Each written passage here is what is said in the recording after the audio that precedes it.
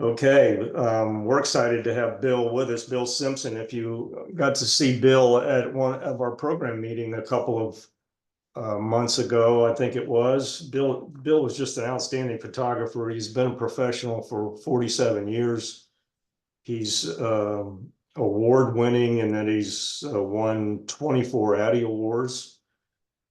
He's also been a teacher, which is why we asked Bill if he would do something on Photoshop here. He's taught, studio photography and photography principles as well as Photoshop.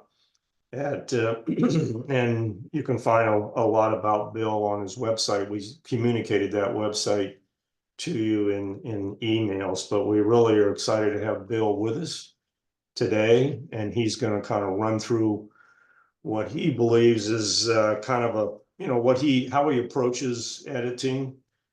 But we got plenty of time for questions. And if you just unmute your audio and ask a question during his presentation, Bill's open to that. We've talked about that. So Bill, welcome and thanks for being here. And when you're ready, you can share your screen. Okay, what do we do about sharing the screen again? Right here, right? It should be right at the bottom, I believe, in that green button. So I hit it and I say share, huh? So let's see. Are we shared? You are there, Bill. Okay, well, welcome everyone. I got to thinking about what we could do, and I would talk with Chuck last week. So I think what I'm going to do is I found a raw file.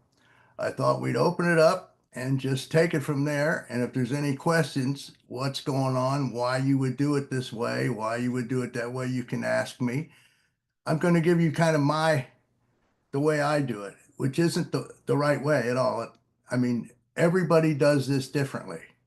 And you have to understand that if you ask someone how to do something, you're liable to get 400 answers and 350 of them could be right. So it's very hard to really kind of get a grasp on what's going. And with the newer Photoshop, they're adding more things every day, and just finding the tool can sometimes be a complete hassle. So I thought what I'd do is start off. Can everybody see the screen okay? All right, what I'm going to do is open this file here. It is a DNG file. It is a RAW file. As you see, it's opening in Camera Raw. And let me get this out of the way so we can see what's going on. Yeah, right there, Camera Raw 17.0. So what I'm doing is you're going to come up, and this is my picture. Most of my actual adapting the photograph to what I want it to look like comes from Lightroom. And then I bring it over to Photoshop to try to do something else with it. So let's try, this one is just coming in here and it looks better than I thought it did, to be honest with you. So first of all, we're going to take our light value right here. We're going to open it up. So this gives us our exposure, our contrast, highlights, et cetera, and et cetera. And I'm telling you, there's all sorts of way to calculate, to figure, to do this. But over the years, the best way to do this is just take your slider and go whoop, whoop, until you find something you like. So let's make this a little more evening look. So we'll bring it down. Okay, so what I did is lower my slider. Understand I shot with a raw file. That means I have about a 2.5 stop latitude on what I can do with it before it starts disrupting some of the details. Okay, so we brought it down a little bit to make it a little different. I want to play with the contrast. I like the contrast where it is, so I always want to check where it sits to begin with. And then I'm just going to check it out and go back and come back till I find it. And it looks like I might like it right about here, which is a little different than when it was back here. I'm darkening it up just a little more. Okay, highlights, same thing. Always catch where you started and just start seeing what it does to it. Okay, most of this is being affected on the sky, as you can see. So we're going to adjust that out on the sky some. Okay, very cool. Shadows, same thing, but let's open a few of the shadows up. So we'll lighten it up and you'll see they'll start opening up some. Okay, we can go all the way up, we can go all the way dark. Play with it kind of where you want it to be. A good reason to think is you want to try to get a little, just a touch of detail in your white and just a touch of detail in the black if possible. That's not always possible, but that's your optimum look. The black, I think we're going to try to lighten it just a tad. Well, it went the wrong way. So we're coming this way with it, and it cuts down some of your contrast, but it also gives the black a little more pop to it. Okay, I'm going to leave that open for now and go into my color range. The temperature is what you shot, what time of day, knowing that if it's 3200, it's going to be in the blue range. If it's on the other side, it's going to be in the yellow range. So if something's too blue, we take it the opposite direction. So here we sit, and we're going to take it. It was shot at 6150. This was an automatic setting on the camera. I didn't go around temperature gauge or anything like this. This was just what the camera told me it was supposed to be shot at. But again, 6150 is where I'm at. Let's see what happens if I take it up. See how it's changed more to the, getting more yellow and green things. Look at that. Now we're going to go back the other way. And that's a little too much blue, but you see how it's coming down just on that? Whoa, whoa, whoa, whoa, whoa, whoa. That's like right about it. Whoa, look at that. One little move makes that much difference. Okay, so we're at 5800. I kind of like that look. Okay, the vibrance. The vibrance is going to pop your colors out. It's not going to do anything but make them brighter or darker in a sense. What I mean is watch the color. We're at plus 49.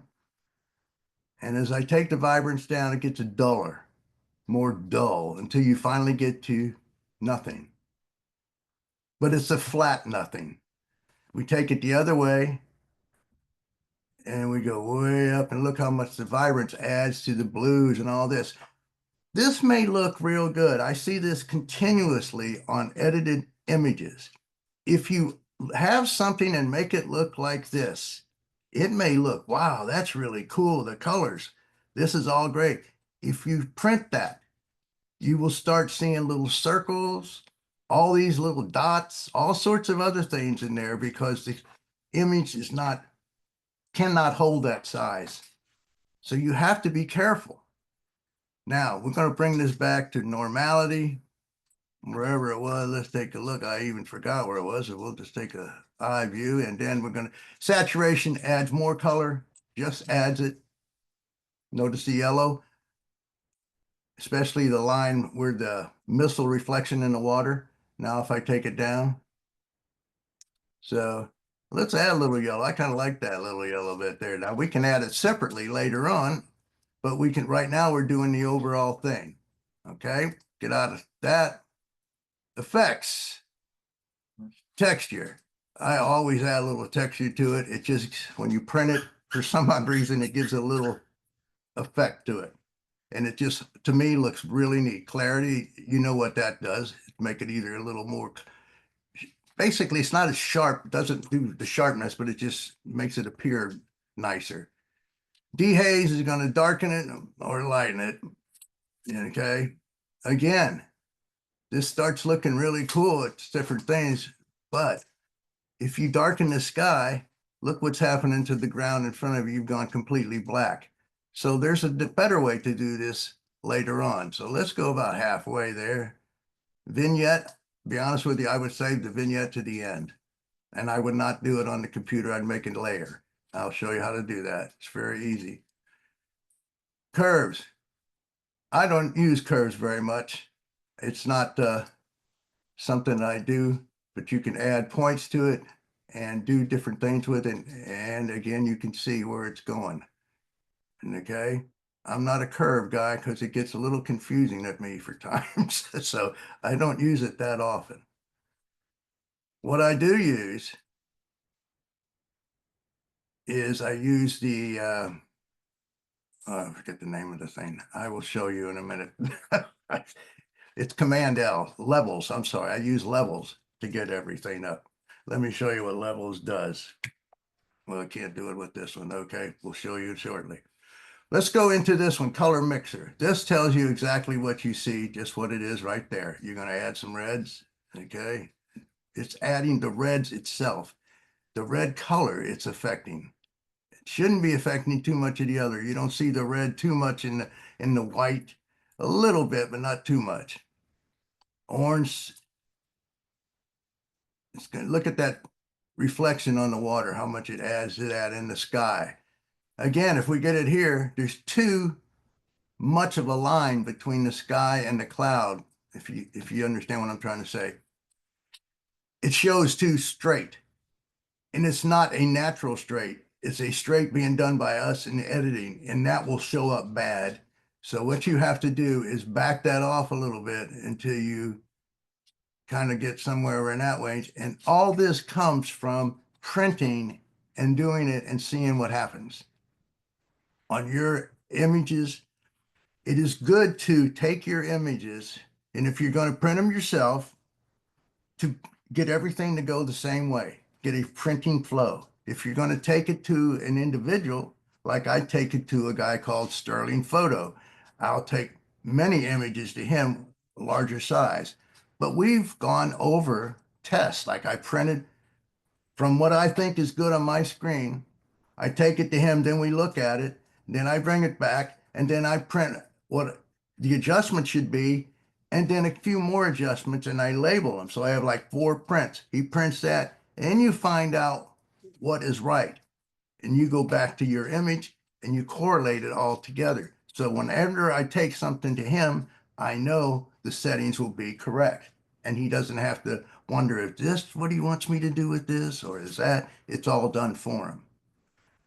Okay, we're going to go, the rest of the colors are this is all pretty good. Again, this is saturation. Luminance has a big thing here. Let's pick a yellow for the luminance.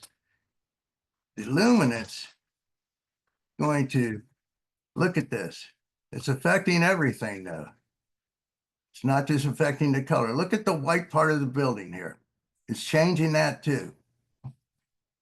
So the luminance is affecting every piece of yellow that's in this picture, which yellow makes up part of all colors. So it's going to grab some of that and open it up. Look at the green grass come up, a little more yellowy.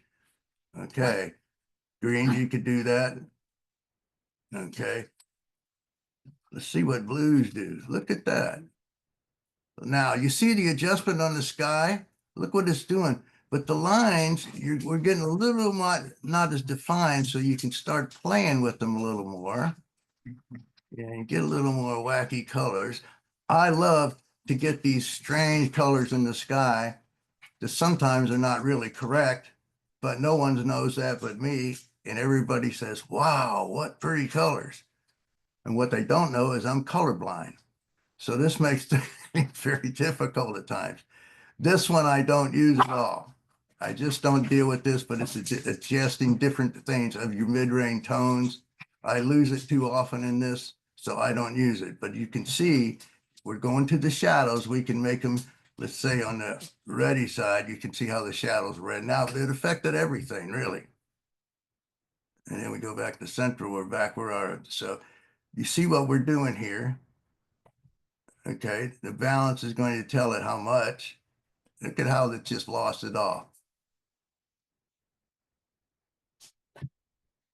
This is the best thing to do is slide things to they look good to you, because your screen, now especially like if you work with a PC or a Mac, you have different gamma ratings on the two. So they can be, sometimes it's been corrected almost on 90% of the platforms now. But if you look at a image on a Mac and it looks perfect, you look at it on a PC, it will look too dark or too light, one of the two. And the same way with looking at a PC image looks great to you. If you look at it on a Mac, it will look too dark. And so you're trying to figure out what's going on. The gamma settings are different on your screens, 1.8 and 2.2. So that's where your differences are. That's getting a little weird for getting into all this stuff because I don't understand it all, but I do get some of it. Okay, everybody get any questions on this color grading because this can be confusing as heck.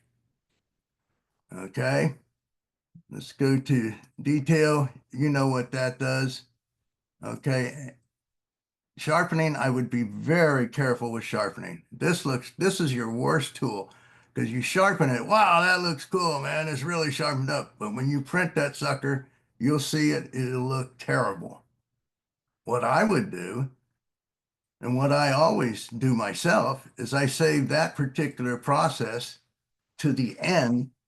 And when I'm done with the photograph, there's a program called Topaz that does magnificent sharpening.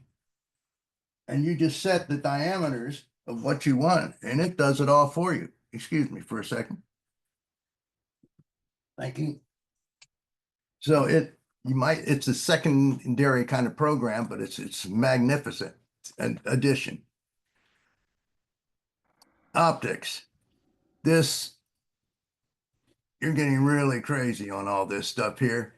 I don't use any of this. I just don't. It gets too confusing to me. I've watched my former students use it and get so screwed up, excuse my terminology. Just trying to get back to the original was insane. Of course, there always was history, but they could never understand that. Calibration. Everything should be calibrated right as it sits, but you can take your shadows, change your tints. This is all stuff that you would normally know. I mean, this is just in your personal eye how it looks. Okay, now we're going to open this bad boy up, and now we have the image. Now we're going to make some adjustments. So Bill, I just wanted to make a point. I think you may have said this at the beginning, but you were in Adobe Camera Raw there, and for you Lightroom users, you probably noticed that you have all those tools in Lightroom, what Bill just went through. Exactly. And of course, you could start in Lightroom if you wanted to, and then just by editing in Photoshop, you could go to the Photoshop just like it Bill is doing here. So I would highly recommend doing the Lightroom to the Photoshop. I think it does a better job, Lightroom, than Photoshop does on these minor things. So I would say Photoshop to the particular things you want to do. Okay, let's do a couple particular things on this. First of all, we got an image up here. And let's take a look at what we do. First thing I always do on a thing, any image, is go Command L. What that's going to do is bring up my levels and show me what's setting. All right, what this shows me here is I'm very laid. I have very little light ray in there from the white side. So if I go to here, you've blown it. You don't want to go past, this would be normal view, but remember we darkened it down. And the normal view is found right at the bottom of your levels, right there. And that's just for your whites. Your black is over here, but the black looks pretty good. But if you want to deepen it, again, you can come this way and you see it deepens it. But like I said, it looks pretty good. To lighten or darken the image is right here. Boom, boom. And when you start darkening it, you get into contrast issues, okay? That's just all right, now we've opened her up. Let's make some adjustments. Okay, now we're going to come up here and look at we're going to look at brightness, contrast. All this stuff is, we know right away, same thing that always does. And this is where you get into the finesse part of it. Now we're going to darken it down where we want it a little bit, okay? Okay, contrast, we're going to a little bit, okay? And and everything is added on a layer. Okay, and we can add a layer like so. Okay, just to have an open layer. Let's say we want to copy this building over here. Let's just say we're going to do it. We make another layer. We go into something to highlight this guy either one of these tools, like so, and then you have your selection. But that's not the tool to use for selections. This is a good time to show you this. This is the best time to show you this. A selection. Everybody see the pen tool? This is a tool you need to learn this tool. Okay, this is tremendous. You pick the pen part right there, the very first part. You come over. We're only going to select the bottom part of the building. Okay, let me get rid of that. So what I'm going to do is I'm going to put one there. I'm going to put one over here. I'm going to put one down there. I'm going to put one, let's say, over about right there. Add one over here. Up, up, close. Wow. But look at that. What you did is you made a path. This is a work path. It comes up here. Now, the work path can be transferred into a selection by dragging it into the selection sign right here. But we're going to still work on this path. What we did is we made a let's blow this up a little bit.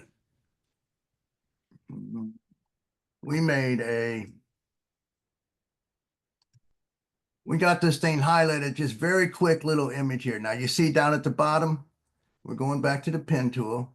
Where is that thing right there? Down at the bottom, you see how it's not getting the circle but like this? It's way off. So you go, how am I going to do that with that, Bill? So you come up here and you add anchor point. Boom.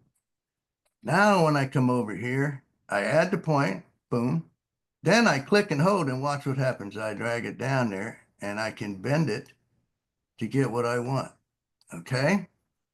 This tool is amazing. Again, click, let go, click and hold and drag to the side, twist, whatever to get it just the way you want it. And you're going to do it everywhere it needs to be done. Again, twist. Look how it changes like that. It's just an amazing tool. And over here, it looks, you just take the regular point, move it out a little bit. Down at the bottom, the same type of thing. Everything's the same. Okay, so we know we know how to do it. Okay, we add a point, drag it. Everything like so. Add a point. That's right there. Okay, let's leave that like so. Okay, so now we have a work path. We take the work path, we drag it down here. Now we have a selection. Now we have a selection right here. Now I can do anything with the selection, but remember the selection is one pixel against another, so the line is very sharp. So at this point, you'll need to come up and select, modify, feather, and pick up maybe 1, 2 pixels like that, not 12, but 2 pixels at the most, probably. And say okay. So your selection fades a little bit. It's not a hard edge line, if everybody's understanding. So at this point, I can Command C. Okay, can't copy it because I'm on the wrong layer, I bet. Let's see, where's my layers? Where'd they go to? There they are. Okay, yeah, see, I'm on the wrong layer. So here I go to here.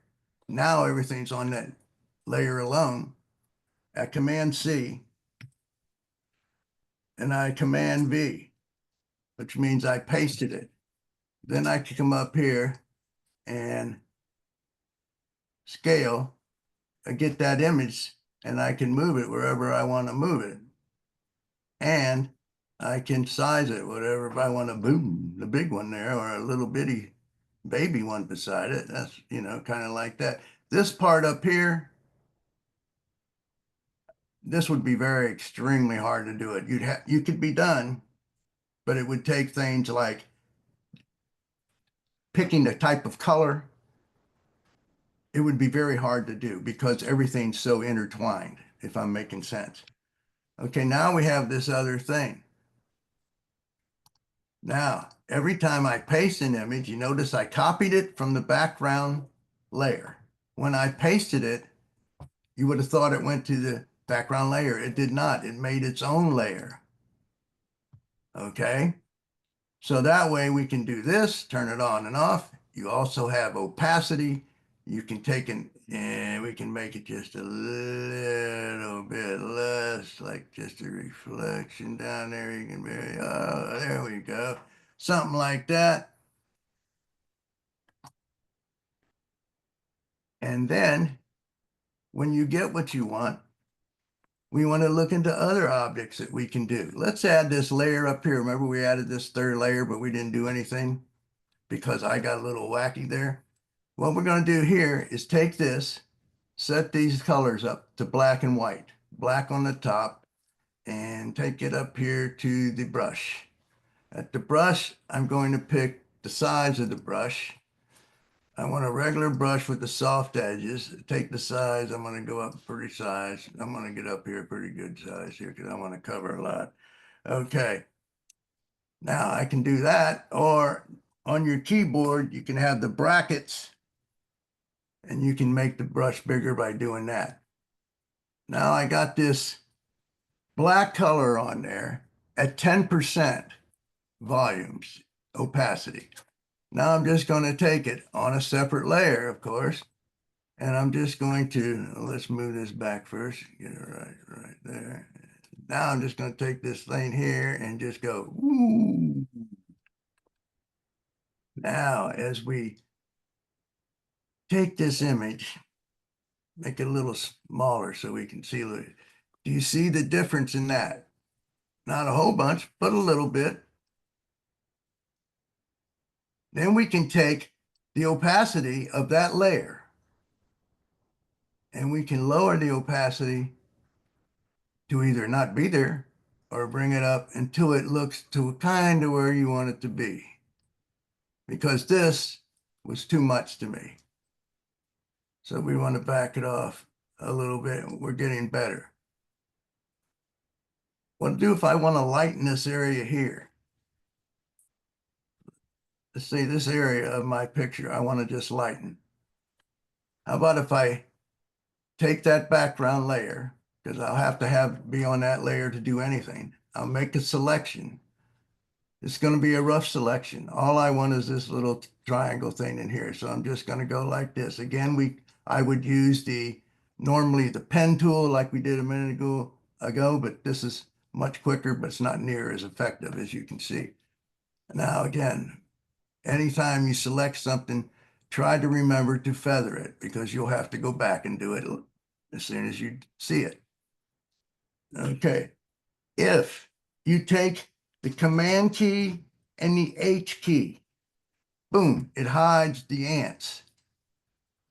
Now I can take Command L and it's bringing up this thing again, the levels, but watch what it's doing. I'm adjusting just that area of the grass. Is everybody with me? Now you can make it way too adjusted, but this is for like just lightening it up just a tad, you can't lighten up too much. But look at the difference in here and here, about the same when we started. It gives you a little better movement. So that gives us that aspect to work on it. Now, is there any questions so far about anything? Because this is a hard thing to try to teach. You go 100 different directions when you start. So is there any Yeah, questions? this is Lisa. Yeah. So m- I'm not good at Photoshop at all. So is layers kind of like masking in Lightroom, or is it different? Think about layers as this. The best way to think about layers is putting one thing on top of the other, one photo on top of the other one. So you have the whole layer. Picture, if you would, a plate, like a dining plate. That's your bottom layer. You put another plate on top, that's the next layer. Another plate on top, that's the next layer. They're not masks, they're layers. but you can adjust the layer opacity when it's set up like that. Okay. Did I Thank you. make any sense to you? Because this is very, very weird to try to show somebody. Yeah, yeah, that makes sense. Thank you. Okay. Bill, I think, you can also, I mean, excellent explanation on the layers, I think. You have those plates stacked up and you can change the opacity, like you said, but you can also add a mask on a layer.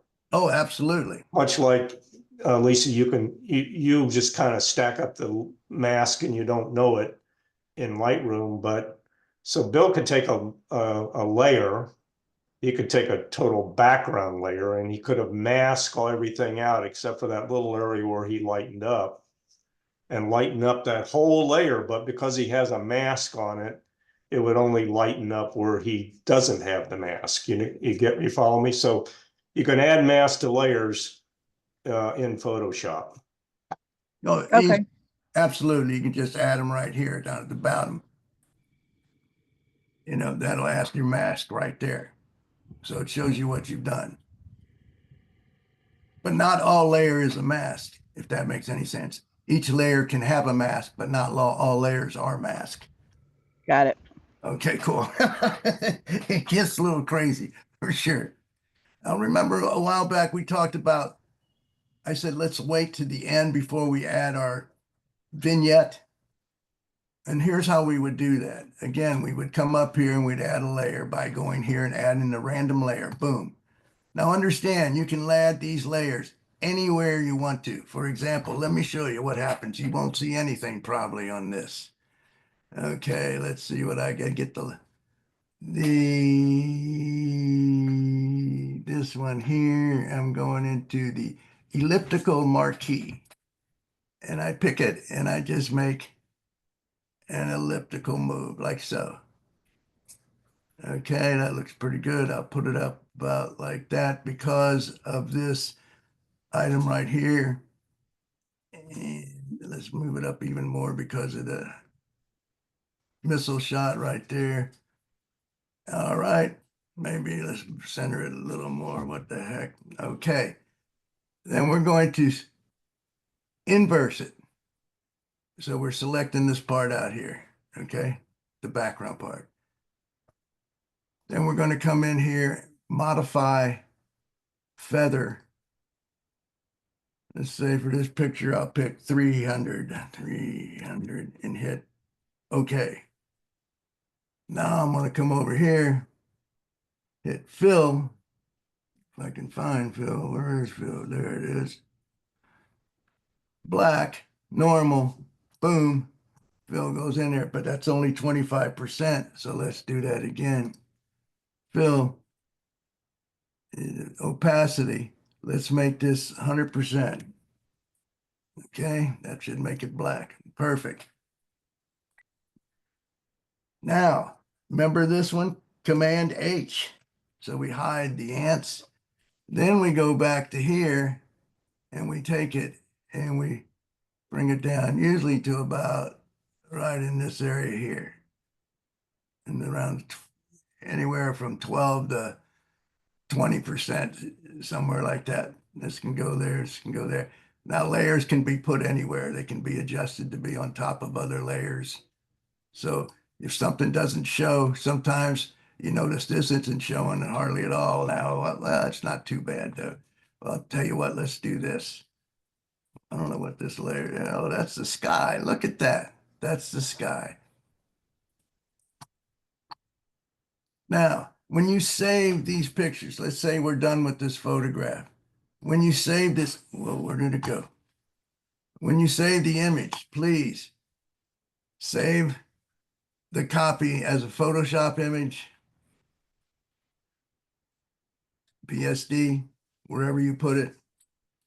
Then also save a copy as a JPEG image. Okay. This way you can go right back and go to your original work that you did and make some adaptations if you have to. The JPEG image, the reason you're making it, if you're printing it at all, It's a lot less space. So your printer can print it with a lot less ink and it does a better job. In other words, instead of a 20 to 30 meg file, you have a 4 meg file. You get the same result normally. So that's why we make a JPEG of it also. So, Bill, there's a couple of questions in the chat. I would encourage you to go ahead and unmute and say it, but let me go through these questions. Where is Tammy it? asked, does a new image already start with a background layer, or do you have to add? No, the background layer is the new image when you open it. Yeah, so if you open it in Photoshop, the background layer appears in that layer stack. Is that correct, Bill? Correct. And Yeah. Bill, since we're talking about background layers, I've seen other instructors suggest that You you copy do that background layer. the first thing you do is a Command J in order to Right. copy the background layer, so you always can go back to your original. Is that? That's very highly, most people always do that. I do that always.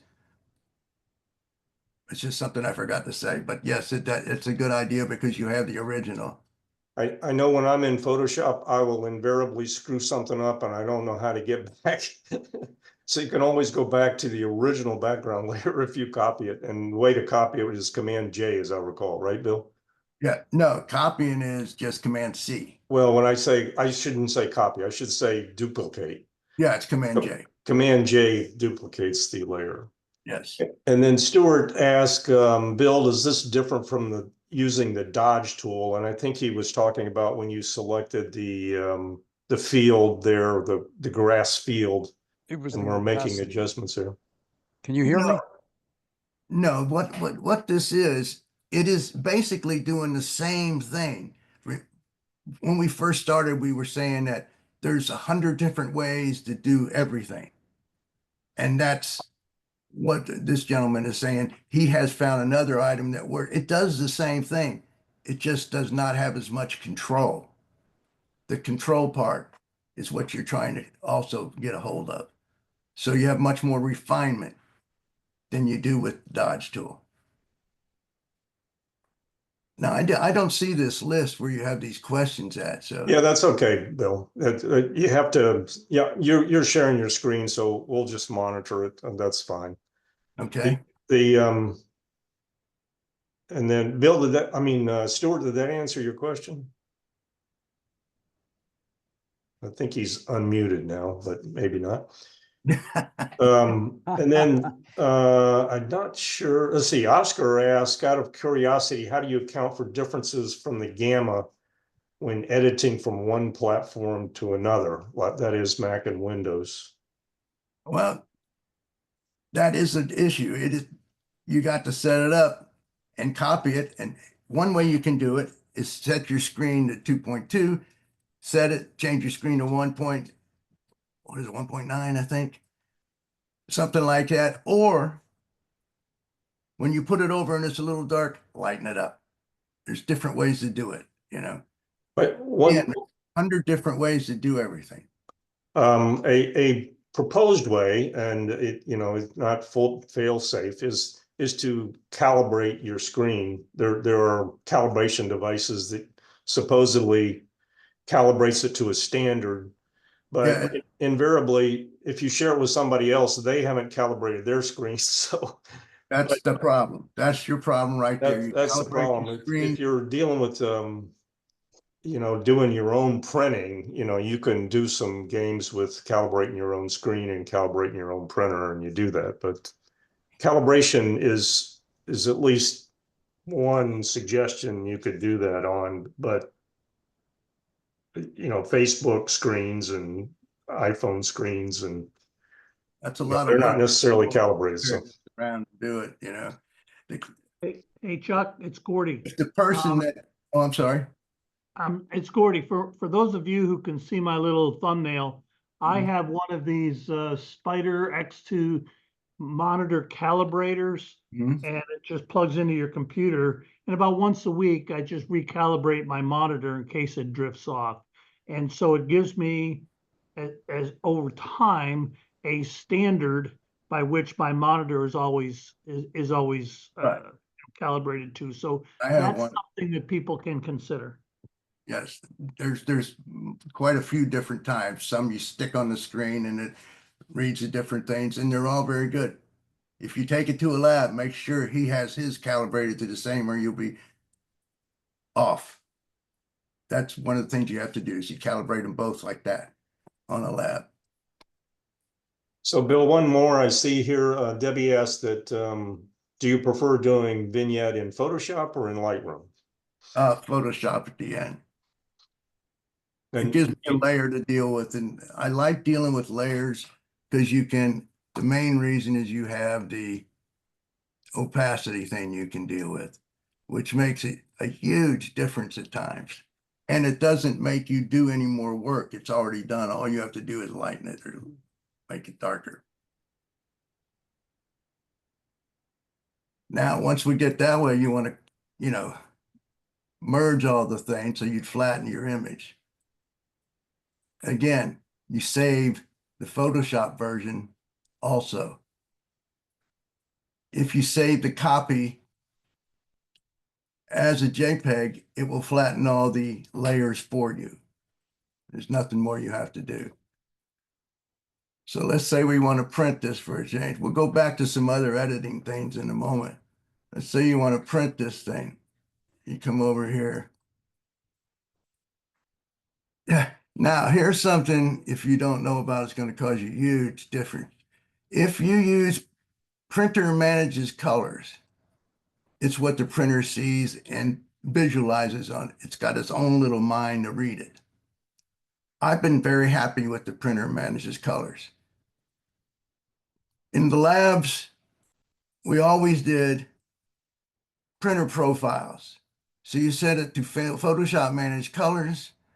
You pick the type of paper that you're running and you print it from there. I found that way too much of a hassle. It works good. It supposedly prints it right on.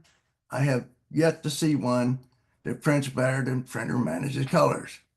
So I would stay with that. Then you hit print and you're done. Okay. You set up a new thing. I want to open a new one. You set the width, diameter, so forth. You create, it comes up like so. Then you're able to work. If you set this up like that, you can do different, that's what we need to do right there. Let's do that right now. This other picture we had up there, still should be up there. Yeah. Let's try this thing right here. Have you ever done this one right here? I always find this fun to do.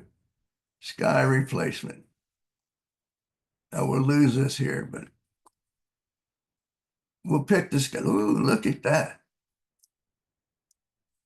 So over here, you see this, and then you kick it, and it gives you all these different skies that you can use, that you can replace in there.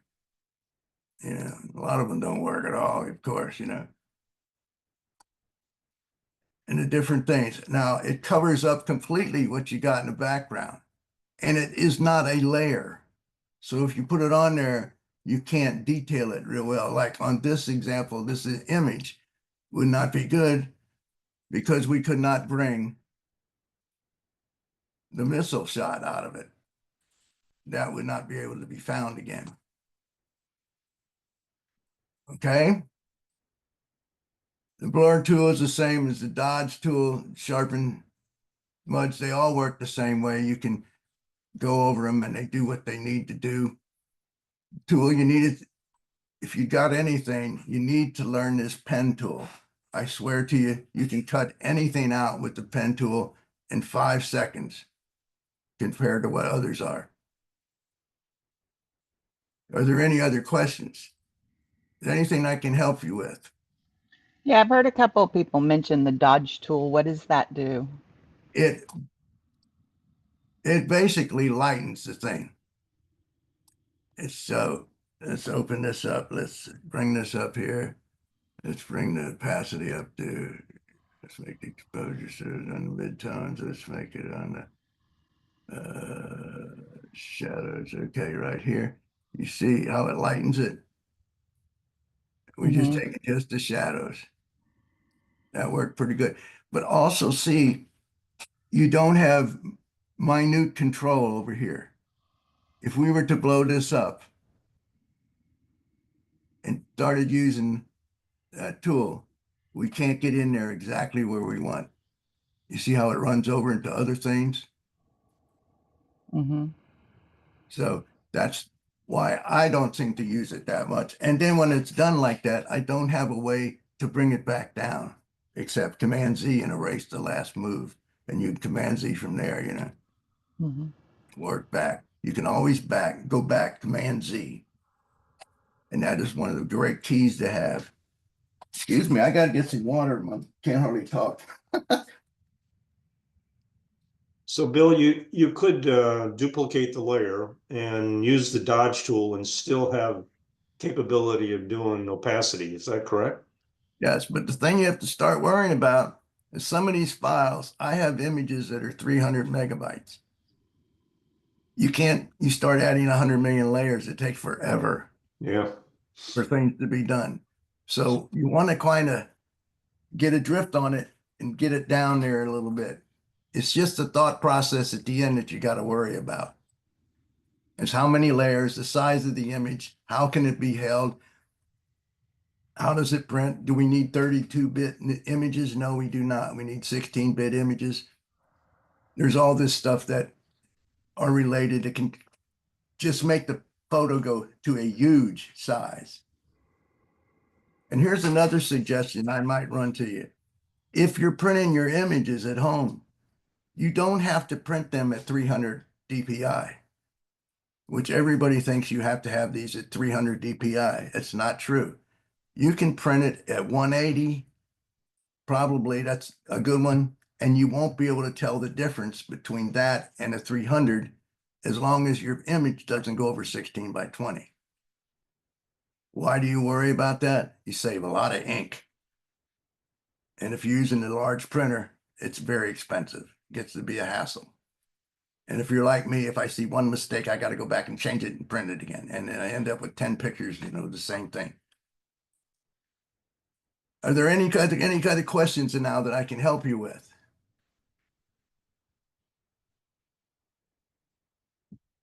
Everybody knows about cropping.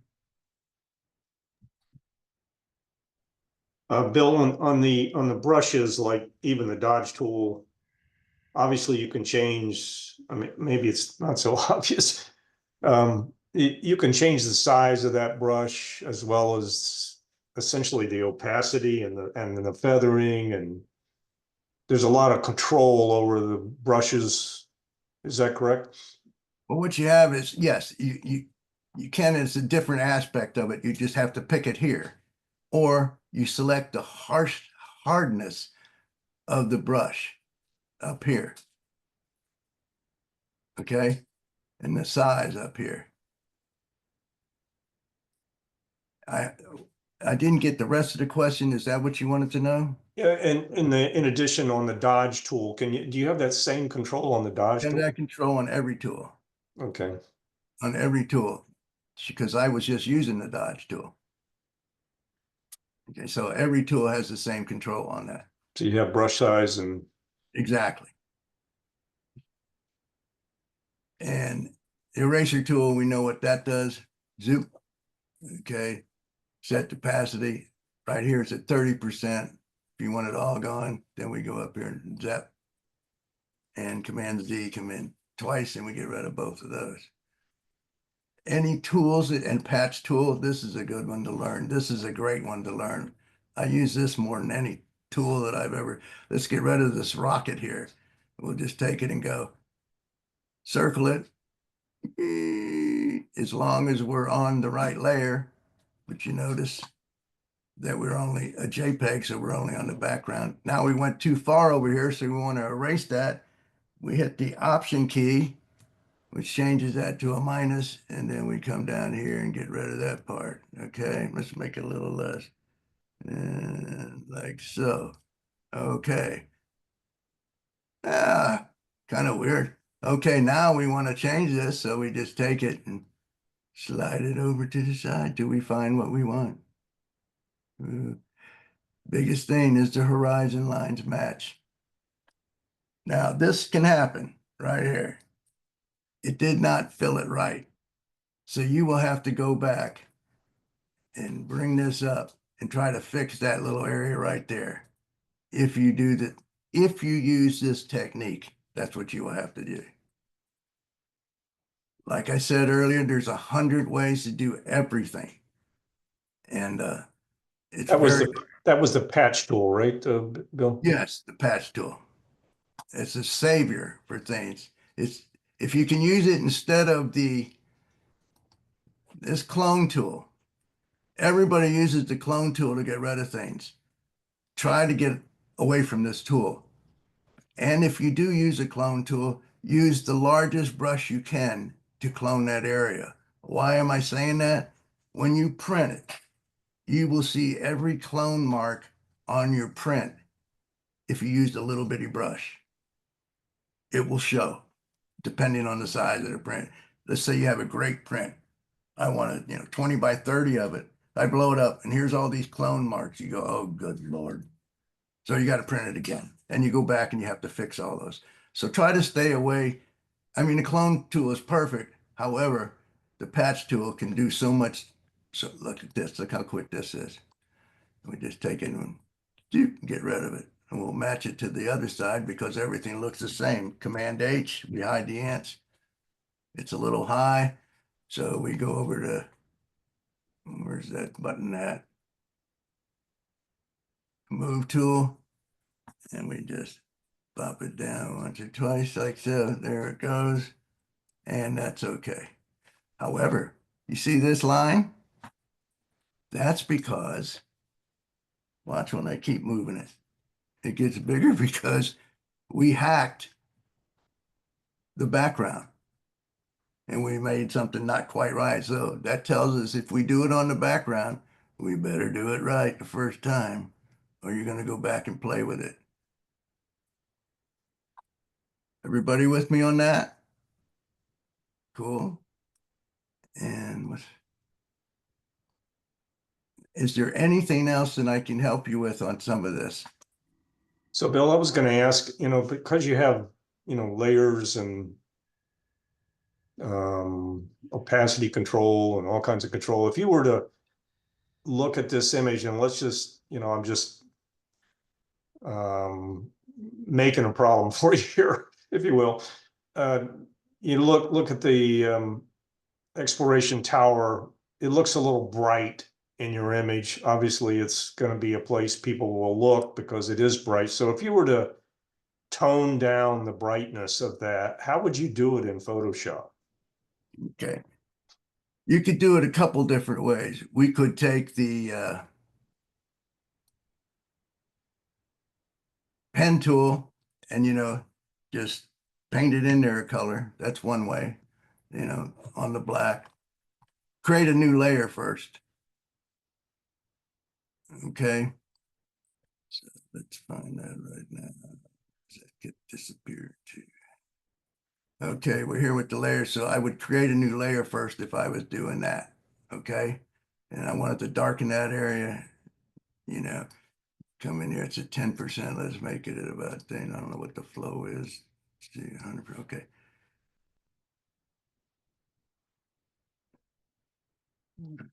Okay.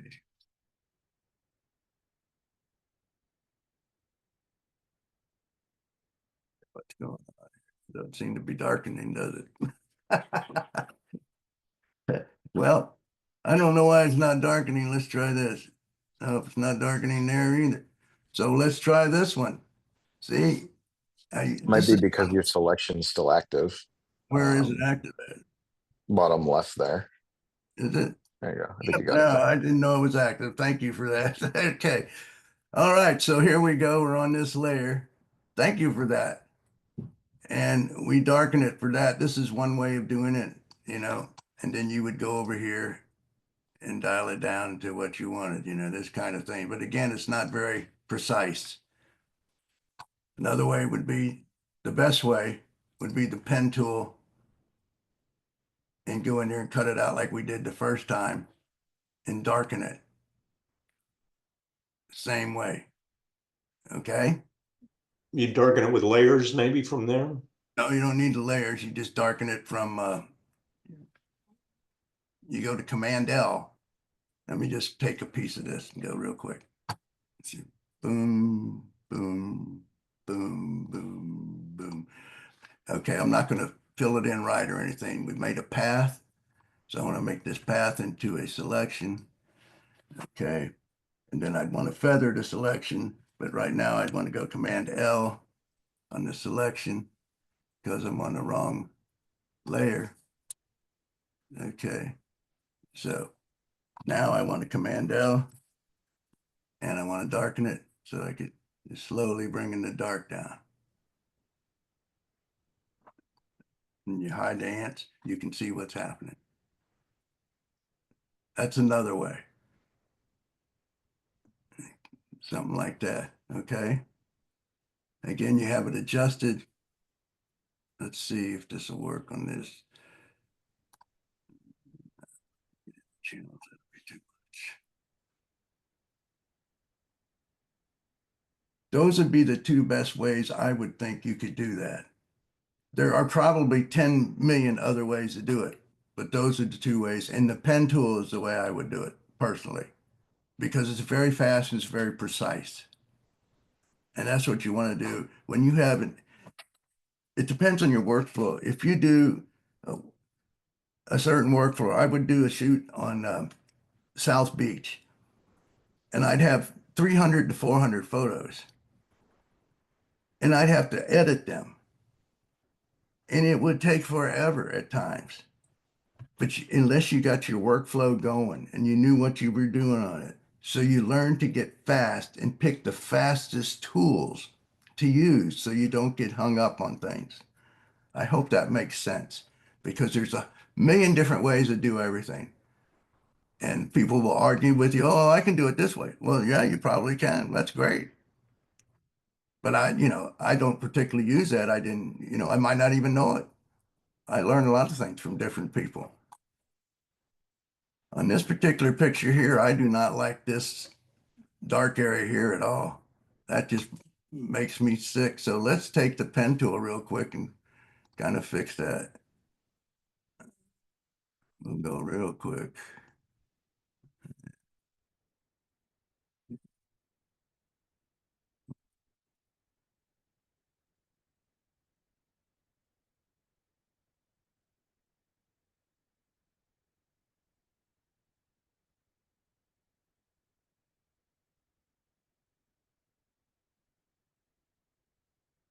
Let's see. I have no idea. Work path. Work path. We're going to transfer it into a selection, hopefully. There it is. Once we turn it into a work path, we can't change it. We can only change the work path. So to do it, if you did this mistake and you didn't change it, you have to deselect, go back to your work path, highlight it, and you should be able to change something. There you go, like so, okay? Not moving too well, is it?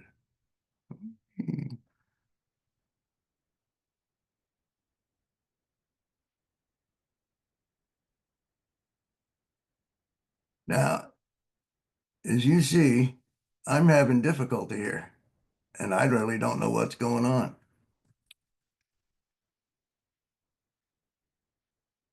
All right, so I went back to just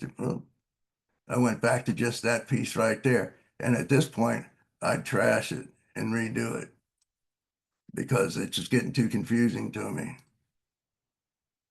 And it was taking too much time.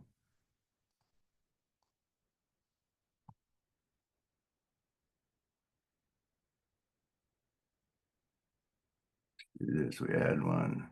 No, that's the wrong thing. Let's do add an anchor point.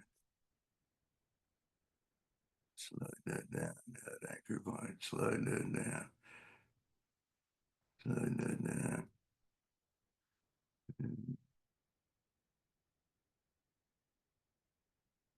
Okie dokie.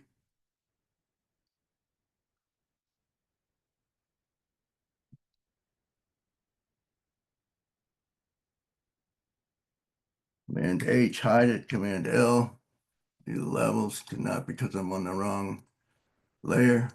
Command L. That is one mistake you will make continuously, being on the wrong layer. So if it doesn't work, make sure you're on the right layer. Now, notice that highlight over there. I'm not too good on that selection. Notice the very top up there, how it's lost it. I did not feather the selection. You see how sharp it is? And that we don't want that. We want it to be feathered.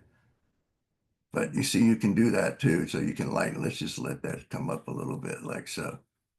Remember, you can also go to different channels and add more green or, like this, and bring it up. Don't forget the different channels you can burn. Let's add a little blue, if any blue anywhere. Oh, there's a little on the top, so yeah, we take it out. Perfect. Okay, anybody that I can help you with, because I don't know where to quite go from here. Yeah, this is Lisa again. So when you open a file, does the file have to be a DNG file for it to work? And so I'll give you an example. I'm sitting here with my other computer and I'm trying to open up my raw file, which is a NEF, and it takes it into Camera Raw, but then when I say done, it says it can't convert the file into. What version of Photoshop are you using? I'm on the beta version, the most recent beta version. Then I'm not real sure. I have trouble with a couple of these different formats too, like the HEIF. Mm-hmm. That one gives me trouble at times. People get it and they say, I send it to them as a JPEG, but they get it as an HEIF and I have no idea what's going on. So I do not know what that problem is. I wish I did. I couldn't tell you on that. Okay. So Lisa, when you say done, are you doing a save or save as? Well, when I open it up, so I've got the file, I just opened it up. I'm not making really any tweaks. I just wanted to get it from Camera Raw into the other, and I didn't see a way to save it. Okay, here it says convert and save image. Yeah.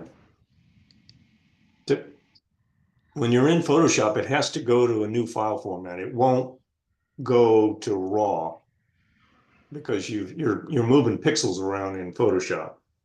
So Okay. including a Camera Raw. Now, Camera Raw will convert the file. Don't get me wrong, but you need to say when you save it, you cannot save it back to an NEF file. It has to be Right. a different file. Okay. It looks like it's going to save it as a DNG file.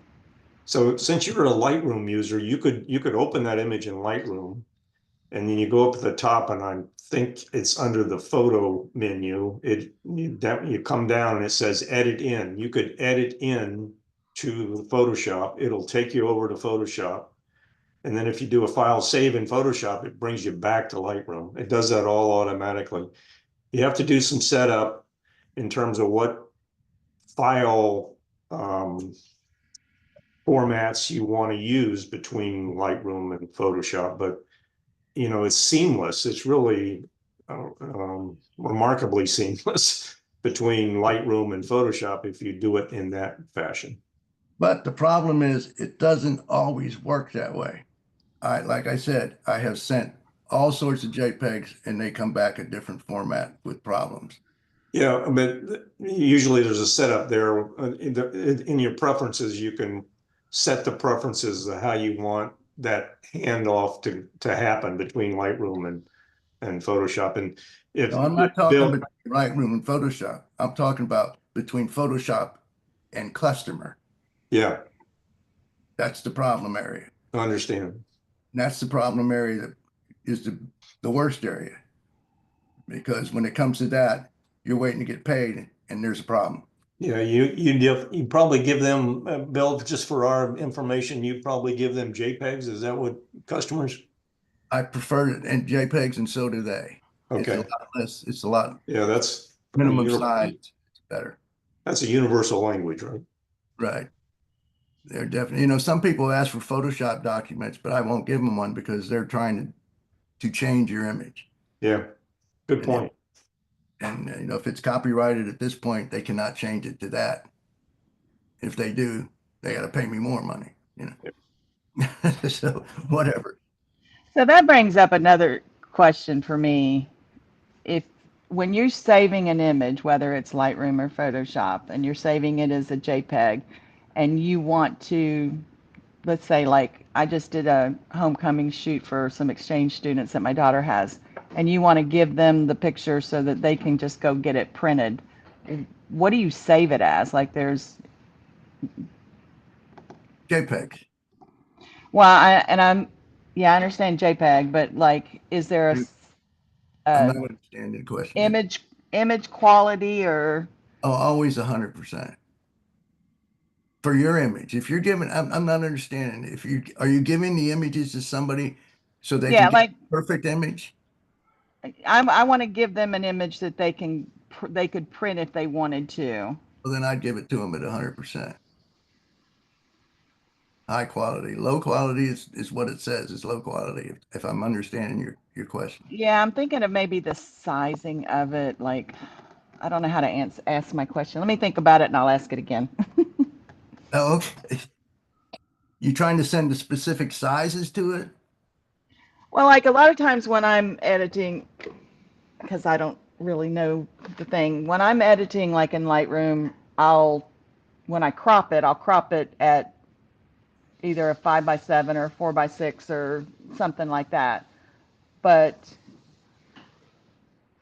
when I go to, let's say, Lightfolio or something to upload an image, it asks me like what size you want it to be. So when they download it, I guess it's either a lower quality or, I mean, a lower size, or the pixels part of it is the part I get confused with, I guess. Yeah. Well, Well, yeah, That's okay. I don't I'm a want to little say, I don't want confused. to I'm sorry. sidetrack this. I haven't I'm gonna, grabbed it yet. I'm a that's little, okay. I guess. Lisa, I can share what I do. I always give them the largest file I can get because I don't know where they're taking it. I don't know how they're, what size they're gonna print it. But I've given images. So the question is maybe how many images are you giving them? If you're giving them 100 images, you've got a different problem because of file size. But if you're giving them one, I always given them, the top, whatever the cropped size is. And like Bill says, 100% JPEG, and I export it out of Lightroom and I give them that image because they can go print it. So Okay. Yeah, that's that's pretty much that's what what I I do. do. But if you've got, like I said, you got 100 of them, sometimes I'll put them on a thumb drive and hand them the thumb drive if you've got a large number of images. Well, that's Yeah, what I, usually for me, I'm doing it for the kids and I just send it to them via text message or something. Yeah, well, a text message will downsize it.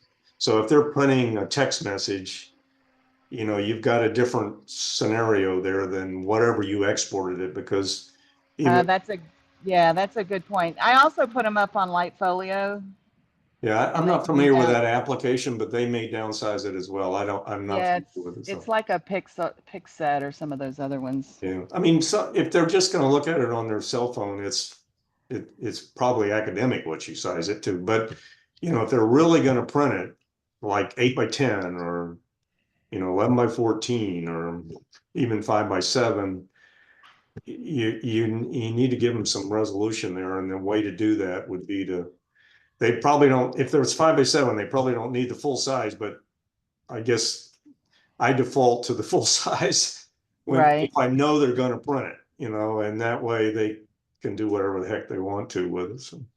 So it's better just to put it on thumb drive and give it to them. that's the best way if you want to save yourself some money. Okay. All right, great. Thanks. Add 100% at, at what you shot at and let them, you take it somewhere, let them print whatever size they want. That way they can. The problem with that is you're giving a file to somebody who might take an image and print it. You know, you've lost cash on it. If it's somebody you don't mind giving it to for your kids and all, that's fine. But that is away from you at that point.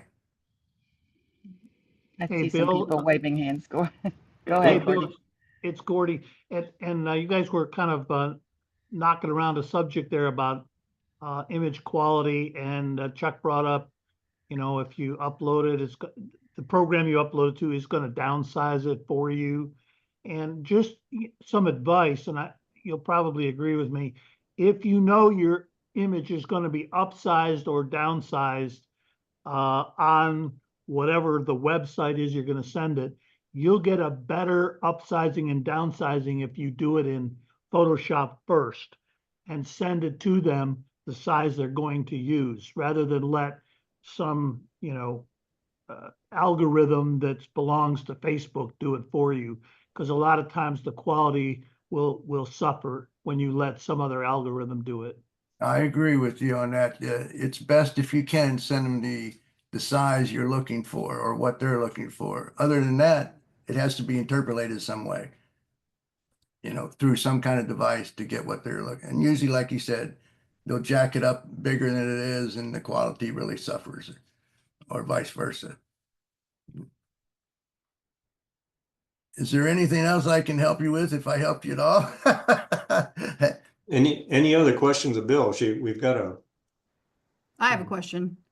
sure. Okay. Yeah, I'm new to the Photoshop, so can you just explain what the paths are? Because I saw how you were using it, but I don't really understand what that is. Path is made by the pen tool, Right? and what it is, it's picking something you're trying to select. You know, just making it out here, and you make a path. What the path is, that's the path that you want your selection to turn into. But this allows you, as we blow it up, to get in there and finesse it more. See, so that I can add anchor points. You can take them away too and bring things in. In other words, this gives me a lot more control to get it really precise. Now that I have the path that I want the selection to be, then I turn it into a selection. This path allows me to adjust the area that I'm trying to create. That's probably the biggest difference is it gives you the ability to adjust it. Okay. Okay. I think, Bill, another way to make that selection is to go in the middle of it and right click. And I think there's a drop down that'll allow you to select it as well, right? I don't know. I don't use a right So you, click. Put your cursor in the middle of that in the middle of that thing, right click. No, About the generative file. no. It should be a drop down. Should be a drop down that comes up when you right click, but Well, I don't have right click. you don't have right click. You're on a Mac? Yeah. stupid Mac. Okay. Yeah, it'd have to be whatever it is, control click or Okay, so you create the path Right.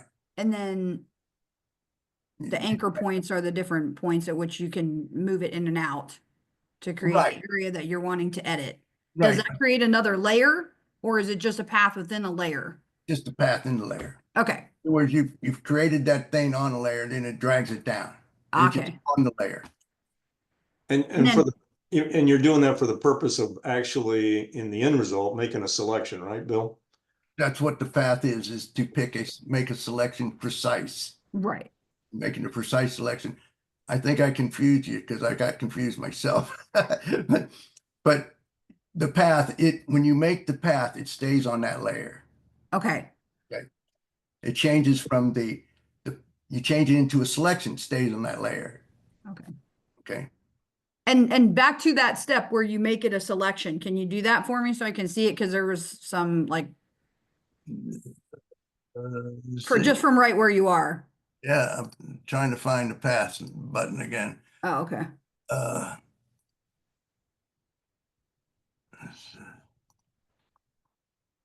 Okay, what we're gonna do here. Yeah, because that's where I got confused when you were doing it. It was like, oh, all of a sudden there's a path thing over here, and I didn't know where that was or how we got there. Yeah, I understand. They can get, I get lost sometimes in these things of where I was. Yeah, like you're doing it, works, but Yeah, I mean, I'm trying to find the path right now. It's frustrating me. I don't know where the dang thing is. I use it constantly, but I don't know. Path is on the background layer. Go to the background layer. You should be. oh, go to the background. There's my path, but where's it's not giving me that thing. What the heck? I'm Bill, go back to your original path, and I think if you hold down your control key, which is similar for a right click.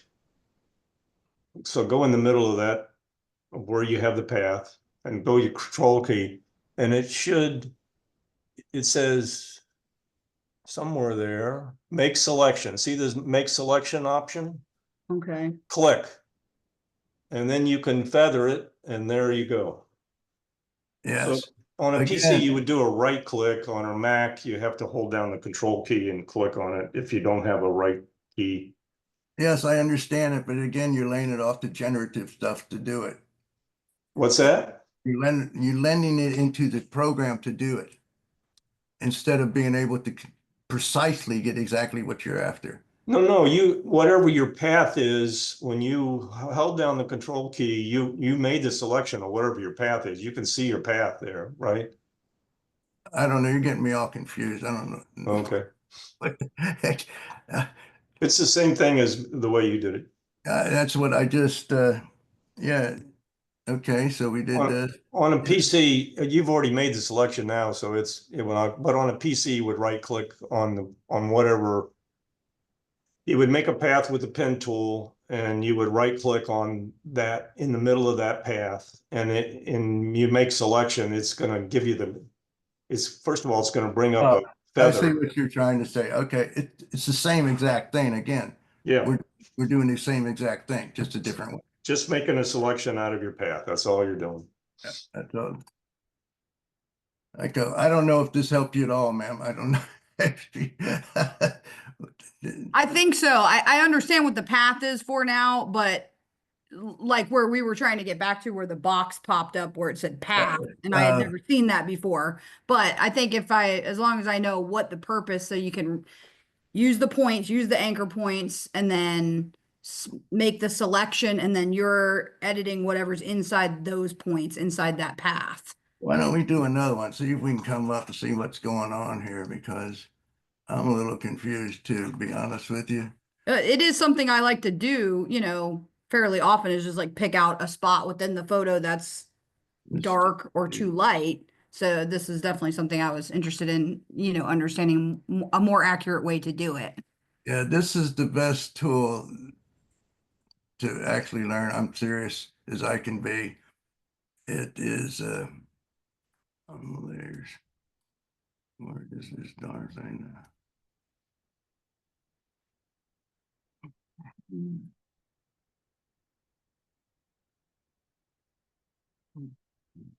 So I can see it's right in the front. Can't see what it's damn thing. Okay, I don't know what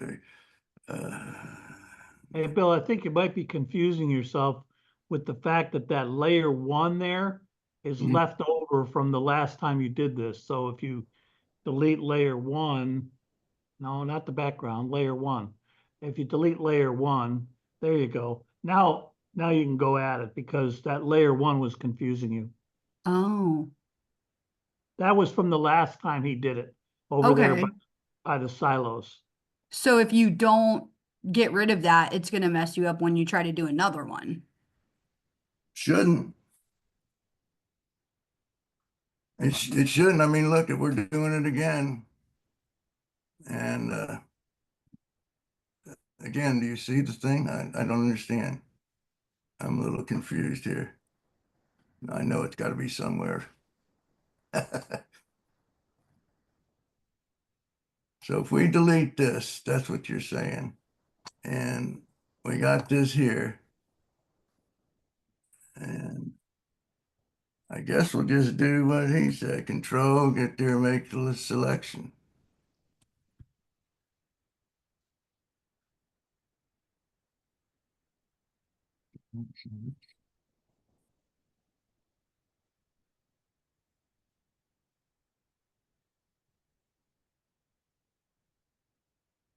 Well, this has gotten very confusing now. Well, that makes me feel better. This happens. Let me tell you, this, I'm totally confused of what's going on. Well, I'll be very we honest can with go you. come back to it too, because probably if you do something else, it'll just pop up like it was I always. just don't understand. It's like, what is going on? Because we just did it a second ago. Yeah. And so I'm confused on that. That's okay. We'll figure it out. We'll have to if we're going to do anything else. Any other questions of Bill? Yeah, I don't know if I can help you anymore.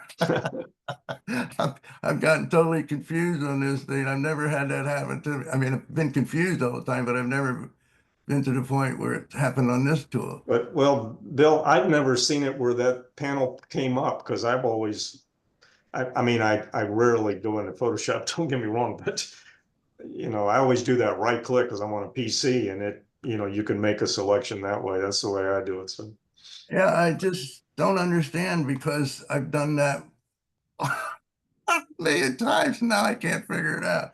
yeah. Well, I feel like I've been defeated. I'm so thanks. But I guess So- the whole point is, as you point out, which I've heard others talk about, is that pen tool is very handy at making very precise selections. I think that's the point. So That is it is the best tool to learn. But you don't need that other thing if you got that control click. Maybe I did that and it changed it. I don't know. But I can tell you I'll be watching this later and trying to figure it out. any other So, questions? yeah, this is Lisa. Sorry, I got lots of questions, but so first question is with the pen tool, can you remove something completely from the image using the pen tool? Well, if you do, well, yeah, you can make it a selection. And once you have a selection, you can do what a normal selection can do. Can be removed from an image. But if you remove it, you either have a white background or the layer that's below it. Oh, yeah. Okay. So my next question is, let's say this was a picture of a dog sitting on a beach and you wanted to completely change the background, but you want the dog to still be there. Can you do that in Photoshop, completely change a background? Yeah, you can make a selection. If you make a selection on something, you will see select and mask up here. And it'll tell you select subject, and there's not much for the selecting here. We need another picture. Let's give them something we can, okay. Man, what the hell? Okay, fine. Well, anyway, it made its selection. It took it forever. But see, it made its selection by picking the selection here. I went select and mask at the top. You see that? Mm-hmm. And then select subject.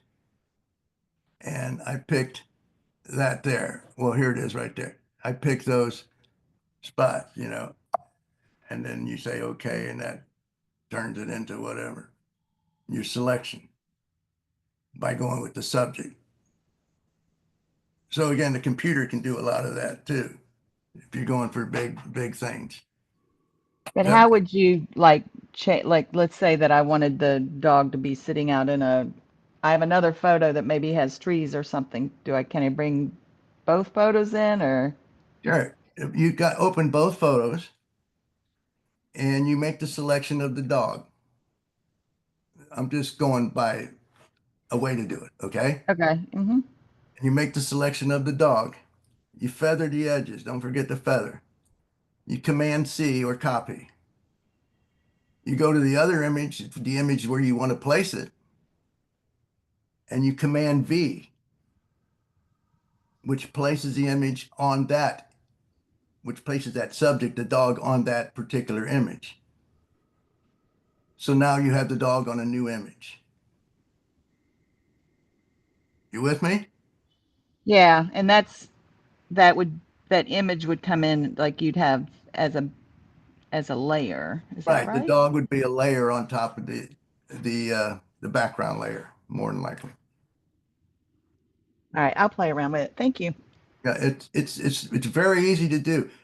One thing you should remember, always make sure the shadows are going the same directions on your images. If you have one going from the right, and this is a little extreme, but you have one shadow from the right and one coming from the left, everybody knows that isn't right. So if you have the dog being lit from the right, make sure the picture that you're placing it in has the light coming from the right. Got Did it. that- That's a good point. Yes. Thank you. Surely. Any other questions?